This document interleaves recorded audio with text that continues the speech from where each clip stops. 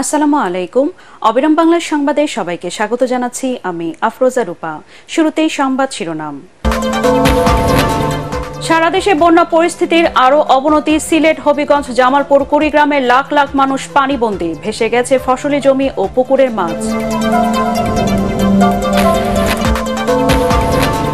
ধামরাইয়ে 400 বছরের ঐতিহ্যবাহী যশোমাধব দেবের রথযাত্রা উদ্বোধনের জন্য প্রস্তুত। কাল উদ্বোধন।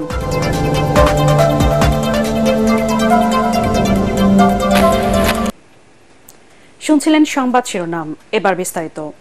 হবিগঞ্জের আজমেরীগঞ্জ উপজেলায় কালনী ও কুশিয়ারার পানি বৃদ্ধি পেয়ে 75 সেন্টিমিটার উপর দিয়ে প্রবাহিত হচ্ছে। আজমেরীগঞ্জ উপজেলার কাকাইলসেও, বদলপুর, পাহাড়পুর ইউনিয়নে পানি বৃদ্ধি পেয়ে মানুষ পানিবন্দী হয়ে পড়েছে। এই তিনটি ইউনিয়নে 40,000 মানুষ পানিবন্দী। কিছু মানুষ আশ্রয় নিয়েছে স্থানীয় প্রাইমারি স্কুলে। হাওরে পানি প্রবেশ করার কারণে পুকুর, বিলের মাছ ভেসে গেছে। এদিকে জামালপুরে কমতে শুরু করেছে যমুনা নদীর পানি। গত 12 ঘন্টায় বাহাদুরাবাদ ঘাট পয়েন্টে যমুনা নদীর পানি 1 সেন্টিমিটার কমে বিপদসীমার 93 সেন্টিমিটার উপর দিয়ে প্রবাহিত হচ্ছে।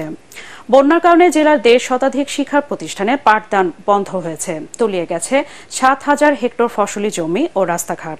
কুড়িগ্রামে বন্যা পরিস্থিতি অপরিবর্তিত রয়েছে। ব্রহ্মপুত্র নদের পানি চিলমারি, নুনখাওয়া ও হাতিয়া এবং পাটেশ্বরী পয়েন্টে দুধকুমারে পানি বিপদসীমার উপর দিয়ে প্রবাহিত হচ্ছে।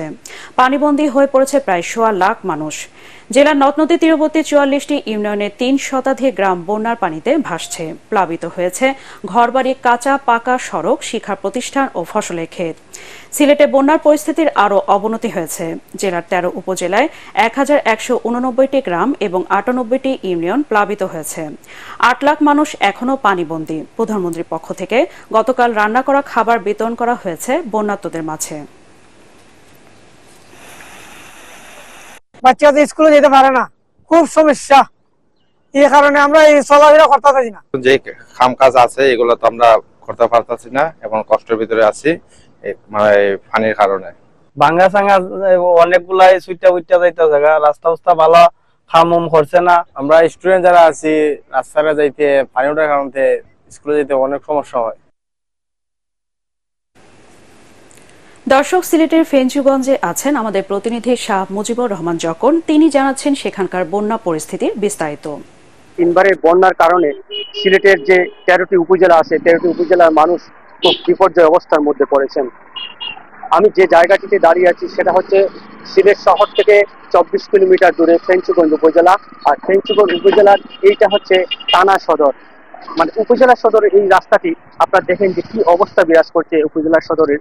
সেই উপজেলা সদরে কিন্তু এখানে হাসপাতাল আছে, অফিস আদালত আছে এবং সবকিছুই এখানে আছে, কিন্তু এই জায়গাটিতে মানুষ যেতে পারছে না। বিশেষ করে যারা রুগী তাদের জন্য খুব কষ্টকর হয়ে দাঁড়িয়েছে এই রাস্তা ব্যবহার করার জন্য। শুধু এটা না, এই সিলেটের যে অন্যান্য বাকি যে উপজেলাগুলো আছে প্রত্যেকটার কিন্তু একই অবস্থা বিরাজ করছে। হাওর ভরাট করে রাস্তা নির্মাণ করা, জলাশয় ভরাট করা এবং পাহাড় টিলা ধ্বংস করা হচ্ছে, কেটে পরিবেশকে বিপর্যয় অবস্থার ফেলার কারণে আজকে কিন্তু এই পরিস্থিতির সৃষ্টি হয়েছে। 2 দিনের সফরে টুঙ্গিপাড়া রয়েছেন প্রধানমন্ত্রী শেখ হাসিনা। গতকাল বিকেলে পদ্মা সেতু পার হয়ে গোপালগঞ্জের টুঙ্গিপাড়ায় তার পৈতৃক বাড়িতে পৌঁছান আওয়ামী লীগ সভাপতি। এর আগে প্রধানমন্ত্রী মুন্সিগঞ্জে মাওয়া প্রান্তে পদ্মা সেতু নির্মাণ প্রকল্পের সমাপ্তি উপলক্ষে এক সুধীর সমাবেশে যোগ দেন। প্রধানমন্ত্রী আজ সকালে গিমাডাঙ্গা টুঙ্গিপাড়ার সরকারি মডেল প্রাথমিক বিদ্যালয় বঙ্গবন্ধু কর্নার উদ্বোধন করবেন। এসব বঙ্গবন্ধুকে জানিয়ে শিরোনামের একটি অ্যালবামের মোড়কও উন্মোচন করবেন তিনি। এরপর প্রধানমন্ত্রী টুঙ্গিপাড়া বহুমুখী পৌর সুপারমার্কেট পরিদর্শন করবেন। প্রধানমন্ত্রী আজ বিকেলে বঙ্গবন্ধুর সমাধিতে শ্রদ্ধা নিবেদনের পর ঢাকার উদ্দেশ্যে টুঙ্গিপাড়া ত্যাগ করবেন। 2022 সালে 25 জুন পদ্মা সেতু যান চলাচলের জন্য উন্মুক্ত করার পর থেকে প্রধানমন্ত্রী সেতু পার হয়ে কয়েকবার টুঙ্গিপাড়ায় তার পৈতৃক বাড়িতে আসেন। চলতি অর্থবছরে 6.5% মূল্যস্ফীতি সম্ভব নয় বলে দাবি করেছেন বাংলাদেশ ব্যাংকের সাবেক গভর্নর ডক্টর মোহাম্মদ ফরাসউদ্দিন। অভ্যন্তরীণ ও বৈদেশিক ঋণ কমানোর পরামর্শ দেন তিনি। অন্যদিকে debate for democracy chairman Hasan Ahmed Chowdhury Kiron বলেন, জনবান্ধব বাজেট করে ধনী গরিবের বৈষম্য কমাতে হবে। রাজধানীতে ছায়া সংসদ বিতর্ক অনুষ্ঠানে তারা এসব কথা বলেন। আরও জানাচ্ছেন মুস্তাফিজুর রহমান। চলতি অর্থবছরের বাজেট জনবান্ধব, টেকসই ও উন্নয়ন সহায়ক হবে কিনা তা নিয়ে বিতার্কিকরা যুক্তি পাল্টা যুক্তি তুলে ধরেন এই ছায়া সংসদে। সরকারি দল বাজেটের নানা সম্ভাবনার কথা শোনালেও বিরোধী দল তুলে ধরে বিভিন্ন সমস্যা। সাদা কালো টাকা নিয়ে খুব কথা বললেন যে আমার দেশে 10,000 কোটি টাকা গতবার এসেছে। সভাপতির বক্তব্যে debate for democracy chairman Hasan Ahmed Chowdhury Kiron বলেন, সামাজিক সুরক্ষার পাশাপাশি জনবান্ধব বাজেট গড়ে তুলতে হবে। ধনী গরিবের বৈষম্য কমিয়ে আর্থিক খাতে শৃঙ্খলা ফেরানোর জোর দেন তিনি। যখন বিদ্যুৎ, পানি, গ্যাসের দাম বাড়ে তখন কিন্তু আমাদের সাধারণ মানুষ বিপাকে পড়ে। আমাদের যে বাজেট ঘোষণা করেছে সেই বাজেট বাস্তবায়নের জন্য যাতে ধনী দরিদ্রের বৈষম্যকে কমিয়ে নেই, সামাজিকভাবে আমরা সকলের জন্য ন্যায্যতার ভিত্তিতে আমরা এই বাজেটকে আমরা ব্যবহার করতে পারি, সেদিকে কিন্তু আমাদেরকে নজর দিতে হবে। তা না হলে আজকের এই সামাজিক অস্থিরতা যে কোনো ক্ষেত্রে একটা বিস্ফোরণ ঘটিয়ে দেশের রাজনৈতিক, সামাজিক, অর্থনৈতিক এবং আমি মনে করি যে দেশের সরকারের নানা কর্ম পরিকল্পনার মধ্যে একটা বাধা সৃষ্টি করতে পারে। সুশাসন, রাজনৈতিক সদিচ্ছা না থাকলে বাজেট বাস্তবায়ন সম্ভব নয় উল্লেখ করে দেশের উন্নয়ন অগ্রযাত্রায় সকলকে কর প্রদানের আহ্বান জানান ডিবেট ফর ডেমোক্রেসি চেয়ারম্যান। যতক্ষণ পর্যন্ত আমরা দুর্নীতি, অন্যায়, স্বচ্ছতা, জবাবদিহিতা এবং বিশেষ করে আমরা রাজনৈতিক সদিচ্ছা নিশ্চিত করতে না পারি তাহলে কিন্তু বাজেট বাস্তবায়ন করা কঠিন হয়ে যাবে। নেপাল, পাকিস্তান, শ্রীলঙ্কার কথা ধরি তাহলে সেই সব দেশগুলির তুলনায় কিন্তু আমাদের কর দেবার দেশের পরিমাণ হার কম। আমাদের 80% বিত্তমান কিন্তু কর প্রদান করে না।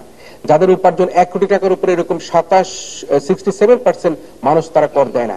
এই যে কর দেবার প্রবণতা আমাদের মানুষের মধ্যে নাই, সেটি কিন্তু আমাদেরকে সচেতন হতে হবে। এই সময় দেশের অর্থনীতির বেশ কিছু গুরুত্বপূর্ণ বিষয়ে আলোকপাত করেন অর্থনীতিবিদ ডক্টর ফরাসউদ্দিন। মূল্য স্বীকৃতি বলা হচ্ছে 9% বেশি, কিন্তু আসলে এটা 10% কাছাকাছি। ব্যাংকিং খাত থেকে যদি সরকার বাজেট ঘাটতি পূরণে ধার করে তাহলে ওই টাকাটা বিনিয়োগকারী যারা তারা পাবেন না। বৈদেশিক ঋণ থেকে আমি নেব বলে বাজেটে বলেছি, এইটা খুব মারাত্মক একটা ক্ষতিকারক অস্ত্র হতে পারে। সরকারি দল কুমিল্লা ভিক্টোরিয়া সরকারি কলেজকে হারিয়ে জয়ী হয় বেসরকারি দল জগন্নাথ বিশ্ববিদ্যালয়ের বিতার্কিকরা। মুস্তাফিজুর রহমান, এটিএন বাংলা, ঢাকা। শেষ মুহূর্তে জমে উঠেছে জাতীয় বৃক্ষ মেলা। দেশি বিদেশি নানা জাতের গাছের পসরা সাজিয়ে ক্রেতার অপেক্ষায় বিক্রেতারা। সামাজিক যোগাযোগ মাধ্যমে গাছের দাম বাড়িয়ে বলায় শুরুতে ভিড় কম থাকলেও ধীরে ধীরে ক্রেতাদের উপস্থিতি বাড়ছে বলে জানালেন আয়োজকরা। এদিকে একসাথে হাজারো প্রজাতির গাছ পেয়ে আনন্দিত বৃক্ষপ্রেমীরা। বঙ্গবন্ধু আন্তর্জাতিক সম্মেলন কেন্দ্রের পাশে আয়োজিত এ মেলা চলবে 13 জুলাই পর্যন্ত। মুশফিকুর রহমানের রিপোর্ট। কথায় আছে, বৃক্ষ তোমার নাম কি, ফলে পরিচয়। গাছের ডালে রং বেরঙের বাহারি এসব ফল দেখে গাছের পরিচয় আলাদা করে জানার প্রয়োজন হবে না। বৃক্ষমেলায় ঢুকতেই ছোট বড় গাছে ঝুলতে থাকা এসব ফল দেখে চোখ আটকে যাবে যে কারো। শুধু ফল নয়, নানা জাতের দেশি বিদেশি ফুল, বনসাই, ক্যাকটাস সহ বিভিন্ন জাতের উদ্ভিদের সমারোহ ঘটেছে এবারের মেলায়। পরিবার, পরিজন ও বন্ধুদের সাথে মেলা প্রাঙ্গণে ভিড় করছেন নানা বয়সের বৃক্ষপ্রেমীরা। কেউ পছন্দের গাছ কিনে, কেউ বা আবার ছবি তুলে উপভোগ করছেন মেলা। গাছের দাম নিয়ে অভিযোগও করেছেন কেউ কেউ। ক্যাকটাস দেখেছি, অর্কিড দেখেছি, আমের ফলনগুলো যে দেখলাম খুবই ভালো লেগেছে। চেরি নিছি, ল্যান্টানা নিলাম, এডিনিয়াম। দাম তো প্রচুর, গত বছর যেগুলো দেখলাম এবার তো আমার কাছে মনে হলো বেশ কিছু জিনিস অনেক গুণ বাড়া। অন্যান্য বছরের তুলনায় এবার বেচাকেনা কিছুটা কম বলে জানিয়েছেন বিক্রেতারা। সামাজিক যোগাযোগ মাধ্যমে গাছের দাম বাড়িয়ে বলায় ক্রেতারা মেলায় কম আসছে বলেও জানান তারা। গাছের চাহিদার ভিত্তিতে দেখা যায় যে ইনডোর প্লান্ট এবং ফল জাতীয় গাছের চাহিদাটা আছে। গাছ আপনারা কম লাগান, কিন্তু যত্ন সহকারে লাগান, যাতে 1 লক্ষ গাছ লাগাইলে অন্তত 90,000 বেঁচে থাকে। দাম নিয়ে যে সমালোচনা হইতেছে, এটা একদম ওই যে সোশ্যাল মিডিয়ার যারা এই কাজ করে আমি তাদের দায়ী করব, ইউটিউবারদের জন্য। এদিকে মেলার শুরুতে 10 লাখ টাকা হাঁকানো আলোচিত সেই খেজুর গাছের দাম এখন চাওয়া হচ্ছে 4 লাখ টাকা। যেদিকেই তাকাই ফল ফুল, লতাগুল্ম সহ নানান রকমের গাছে ভরা। জাতীয় বৃক্ষ মেলায় এলে বাহারি রকমের গাছ দেখে বৃক্ষপ্রেমীদের হৃদয় জুড়াতে বাধ্য। বিক্রেতাদের দাবি, সোশ্যাল মিডিয়ায় চটকদার দাম শুনে বিভ্রান্ত না হয়ে মেলায় এসে গাছ কিনলে ঠকবেন না ক্রেতারা। মুশফিকুর রহমান, এটিএন বাংলা, ঢাকা। ঢাকার ধামরাইয়ে 400 বছরের ঐতিহ্যবাহী যশোমাধব দেবের রথযাত্রা উদ্বোধনের জন্য প্রস্তুত। আনুষ্ঠানিকভাবে রথের রশি টেনে শুরু হবে যাত্রা, আর উল্টো রথ যাত্রা অনুষ্ঠিত হবে আগামী 15 জুলাই। ইতোমধ্যে যাবতীয় প্রস্তুতি শেষ বলে জানিয়েছেন আয়োজকরা। এ উপলক্ষে বসবে মাসব্যাপী রথের মেলা। সাভার প্রতিনিধি শেখ বাশারের তথ্য ও চিত্রে আরও জানাচ্ছেন আসিফুর রহমান সাগর। ধামরাই রথযাত্রাটি বাংলাদেশের সবচেয়ে প্রাচীন ও বৃহত্তম রথযাত্রা। সারা দেশ থেকে পুণ্যার্থীরা এই রথযাত্রায় অংশগ্রহণ করতে আসেন। ঐতিহ্যবাহী রথটি 1971 সালে পাকিস্তানি সামরিক বাহিনী ও তাদের স্থানীয় সহযোগীরা পুড়িয়ে দেয়। স্বাধীন বাংলাদেশে আবারও নির্মাণ করা হয় 40 ফুট উচ্চতার নতুন রথ। পরে ভারত সরকারের সহযোগিতায় প্রায় 1 কোটি টাকা খরচ করে পুড়ে যাওয়া রথের মতো আরেকটি রথ তৈরি করা হয়। প্রায় 40 ফুট উঁচু এবং 20 ফুট চওড়া কাঠের তৈরি এই রথের চারপাশে খোদাই করা হয়েছে বিভিন্ন দেবদেবীর প্রতিকৃতি। রথযাত্রাকে সামনে রেখে রংতুলির আঁচড়ে রথের সাজসজ্জার কাজ শেষ, এখন উদ্বোধনের অপেক্ষা। এছাড়া মাসব্যাপী মেলা হবে সেখানে। আমরা আশা করি অন্য বারের মতো এবার আনন্দ ঘন পরিবেশে আমাদের এই ঐতিহাসিক রথযাত্রার উৎসব আমরা শুরু করতে পারবো এবং শেষ করতে পারবো। আমাদের উল্টো রথযাত্রা 15 জুলাই সোমবার দিন অনুষ্ঠিত হবে। হিন্দু ধর্মাবলম্বীদের অন্যতম বড় উৎসব রথযাত্রাকে কেন্দ্র করে নিরাপত্তার সকল প্রস্তুতি নিয়েছে আইন শৃঙ্খলা বাহিনী। এখানে বিভিন্ন স্তরের বিভিন্ন অফিসার এখানে থাকবে এবং আমরা যাতে নিরাপদে রথটা পৌঁছাতে পারে যাত্রাবাড়ি পর্যন্ত সে নিরীক্ষে আমরা কাজ করব। এবং এখানে একটা বড় ধরনের গ্যাদারিংও যেমন হবে, আমাদের পুলিশের অ্যারেঞ্জমেন্টটাও মাননীয় পুলিশ সুপার ঢাকা জেলার পক্ষ থেকেও সেটা থাকবে। এই রথযাত্রার মধ্য দিয়ে মানুষের কল্যাণ কামনা করার প্রত্যয় ব্যক্ত করেছেন পুণ্যার্থীরা। Bureau report, ATN Bangla. এবারে আন্তর্জাতিক সংবাদ।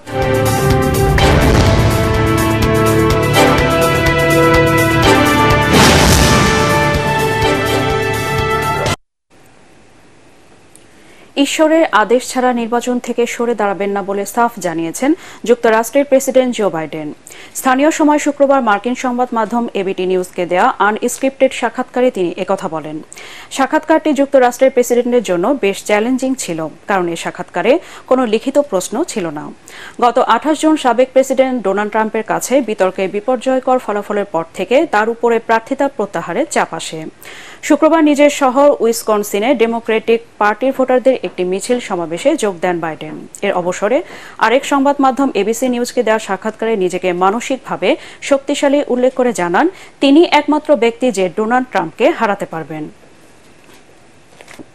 3 যুগ পূর্তি উৎসবে কণ্ঠ মিলায় আবৃত্তির টানে প্রতিবাদে নওগাঁয় নানা আয়োজনের মধ্য দিয়ে আবৃত্তি পরিষদের 3 যুগ পূর্তি উদযাপন করা হয়েছে।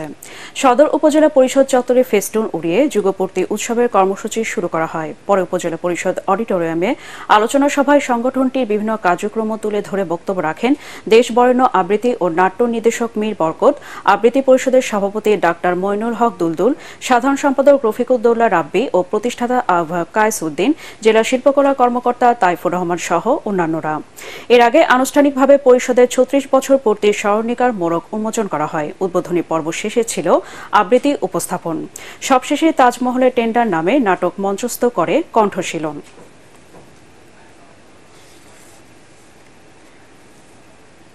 এবারে পাটেক্স খেলার খবর।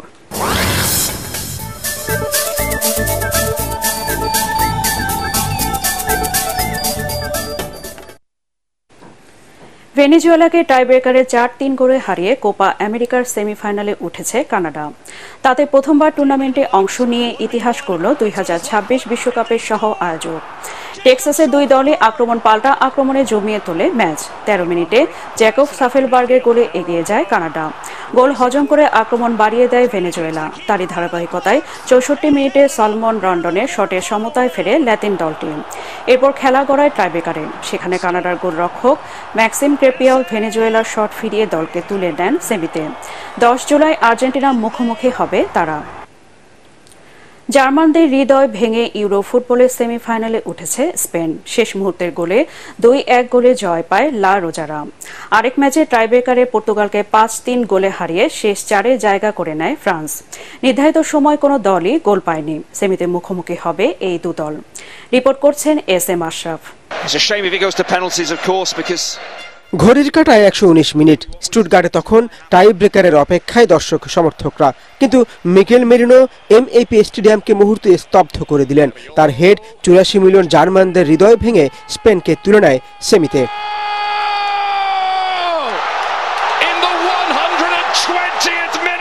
এক ম্যাচ আক্রমণ, পাল্টা আক্রমণ, নাটক, বিনোদনের সব রসদই উপহার দিয়েছে। গোলশূন্য প্রথমার্ধের পর 51 মিনিটে ডানিয়েল মোর গোলে এগিয়ে যায় লুইস দে লা ফুয়েন্তের দল।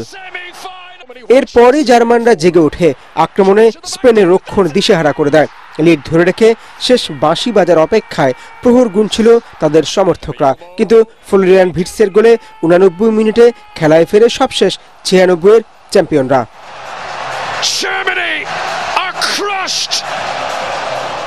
তবে শেষ রক্ষা হয়নি, আর তাতে এই ম্যাচ দিয়েই বর্ণাঢ্য ক্যারিয়ারকে বিদায় জানালেন টনি ক্রুস।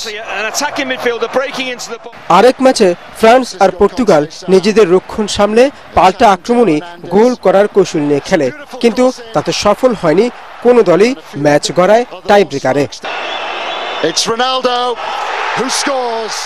সেখানে কিলিয়ান এমবাপ্পেরা 5 শট নিয়ে সফল হন, কিন্তু হুয়াও ফেলিক্সের চতুর্থ শট পোস্ট লেগে ফিরে আসলে কপাল পড়ে পর্তুগালের। একই সাথে ক্রিস্টিয়ানো রোনালদোর ইউরো অধ্যায়ের সমাপ্তি ঘটল এই ম্যাচ দিয়েই। S M Ashraf, ATN Bangla. শেষ করা আগে সংবাদ শিরোনাম আরেকবার।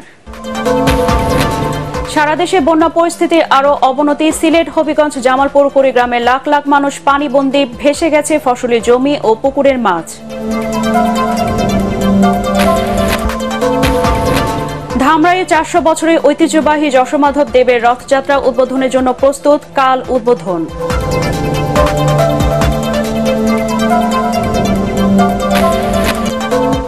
দর্শক, পরবর্তী সংবাদ দেখার আমন্ত্রণ জানিয়ে এখনকার মতো শেষ করছি। এটিএন বাংলা সংবাদ ইউটিউবে দেখতে ব্রাউজ করুন, youtube/ATN Bangla News। ধন্যবাদ সবাইকে।